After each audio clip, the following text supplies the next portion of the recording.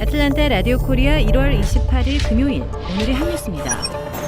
미 연방준비제도의 공격적인 기준금리 인상 전망에 주요국 통화와 비교한 미 달러화 가치가 최근 1년 6개월 만에 최고치를 기록했습니다. 주요국 통화와 대비한 달러화 가치를 보여주는 달러 지수가 이날 97.299까지 올라 2020년 7월 이후 최고치를 기록했습니다. 또한 어제 상승률 0.8%는 최근 2개월 사이 가장 컸습니다. 이와 달리 달러 유로 환율은 1.1133달러로 내려 달러화 대비 유로화 가치는 2020년 6월 이후 가장 낮은 수준을 기록했습니다. 한편 어제 서울 외환시장에서 달러 대비 원화 환율은 전날 종가보다 2.7원 오른 달러당 1205.5원에 거래를 마쳤습니다. 오미크론 바이러스는 상기도에서 주로 바이러스가 복제돼 델타 바이러스보다 70배 정도 복제량이 많습니다. 그리고 하기도로 침범을 안 하기 때문에 동물 실험에 의하면 폐렴이 생기는 확률이 매우 낮은 것으로 나타났습니다. 이렇기 때문에 오미크론 바이러스는 상기도 감기 바이러스와 유사한 증상이 나타납니다. 오미크론 감염자의 특징은 목에서 바이러스가 가장 많이 증식하기 때문에 인후통이 제일 많이 나타나고 그리고 콧물, 재채기, 피로감, 두통으로 이렇게 5가지 증상이 많이 나타납니다. 일부에서 델타 바이러스 같이 발열이나 후각 상실이 있지만 상당히 적은 것으로 집계되고 있습니다. 균핵 카운티 행정부의 의장 니콜 핸드릭스는 카운티 모든 시설 내에서 마스크 착용을 의무화하는 긴급 명령을 어제 발동했습니다. 새롭게 갱신된 이 명령은 2월 25일까지 지속됩니다. 마스크를 미착용한 사람은 카운티 소유의 건물에 입장을 거부당할 수 있으며 시설에서 퇴소당할 수 있습니다.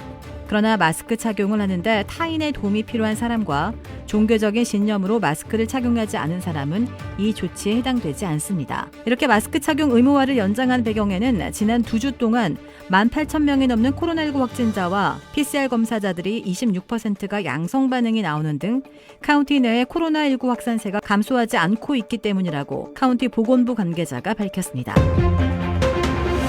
펜실베니아주 피츠버그에서 눈이 많이 쌓인 다리가 무너져 최소 10명의 경상자가 나왔습니다. 오늘 오전 이 사고로 3명이 병원으로 옮겨졌으나 사망 또는 중상자는 없다고 시 당국은 밝혔습니다. 오늘 오전 7시 직전 프릭공원 인근의 퍼널로 다리가 무너져 위에 있던 버스를 비롯한 차량 서너 대가 함께 아래로 떨어졌으나 탑승자들은 큰 피해 없이 구조됐습니다. 이 사고는 조 바이든 대통령의 피츠버그 방문을 불과 몇 시간 앞두고 벌어졌습니다. 바이든 대통령은 사고 지점에서 10km 떨어진 곳에서 인프라 투자 확대와 공급망 차질 해소, 제조업 활성화 등의 경제 현안에 관해 연설할 예정입니다. 일본 정부가 현지 시각 28일 일제강점기 조선인 징용 현장인 사도 광산을 유네스코 세계문화유산으로 추천하기로 결정했습니다. 일제 징용 노동자와 위안부 등 과거사 문제로 최악이라는 평가를 받는 한일 관계에 새로운 악재가 추가된 건데요. 기시다 후미오 총리는 이날 저녁 총리 관저에서 기자들에게 사도광산의 유네스코 세계유산 추천과 관련해 올해 신청해서 조기에 논의를 시작하는 것이 등재 실현의 지름길이라는 결론에 도달했다고 밝혔습니다. 이에 한국 외교부는 아이보시 고이치 주한 일본 대사를 즉시 불러 일본 정부가 일제강점기 조선인 징용 현장인 사도광산을 유네스코 세계문화유산으로 추천 결정한 데에 대해 강력 항의했습니다. 한국의 최종문 외교부 2차관은 이날 저녁 서울 세종로 외교부 청사로 아이보시 대사를 초치했으며 최 차관은 이 자리에서 강한 유감과 항의의 뜻을 전달하고 강제노역의 아픈 역사를 외면한 채 사도광산을 세계유산으로 등재 추진하려는 시도를 즉각 중단하라고 요구했습니다. 아이보시 대사는 최 차관에게 일본 정부의 입장을 설명했으며 한국 정부의 입장을 본국에 보고하겠다고 했습니다. 텍사스에서 동생을 성추행한 의붓 아버지를 때려 숨지게 한 미국인의 형제와 그 친구가 체포됐습니다. 18살 형제 둘은 의붓 아버지가 9살 여동생을 성추행한 사실에 격분해 그를 살해했습니다. 이 의붓 아버지는 과거에도 다른 아동을 성폭행한 혐의로 구속영장이 발부된 상태였습니다. 형제들은 트레일러 파크에서 의붓 아버지와 맞서 싸웠고 형제의 친구도 폭행에 가담해 3대1로 몸싸움을 벌였습니다. 이 과정에서 의붓 아버지는 숨졌고 용의자들은 시신을 맥앨런의 들판에 유기한 것으로 알려졌습니다. 경찰은 그들을 살인 및 가중폭행 혐의로 기소했습니다. 해당 소식이 알려지자 네티즌들 사이에서 이들의 석방을 요청하는 청원이 활발하게 진행됐습니다. 이 청원인은 여동생을 보호하려다 평생을 감옥에서 보내게 된 10대들을 석방해야 한다고 주장했습니다. 현재 20만 명 이상이 해당 청원에 참여했습니다.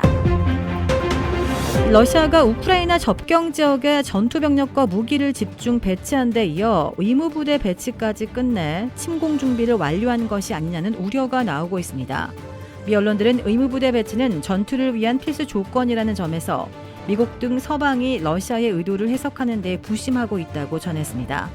러시아는 우크라이나 접경 지역에 육해 공군 10만 명 이상을 배치한 것으로 전해지고 있습니다. 더불어민주당 이재명, 국민의힘 윤석열 대선 후보 간의 첫 양자 토론이 설 연휴 기간인 오는 31일 우여곡절 끝에 열리게 됐습니다. 이어 내달 3일에는 국민의당 안철수, 정의당 심상정 후보가 참여하는 첫 4자 TV 토론이 열릴 전망입니다. 다만 국민의당이 이재명, 윤석열 후보 간의 양자 토론에 반발하고 있어 최종 향배는 미지수라는 관측도 나오고 있습니다. 민주당과 국민의당, 정의당은 이날 오후 지상파 방송 토론 실무회담을 연 결과 2월 3일 오후 8시에 4자 TV 토론을 진행하기로 합의했다고 밝혔습니다.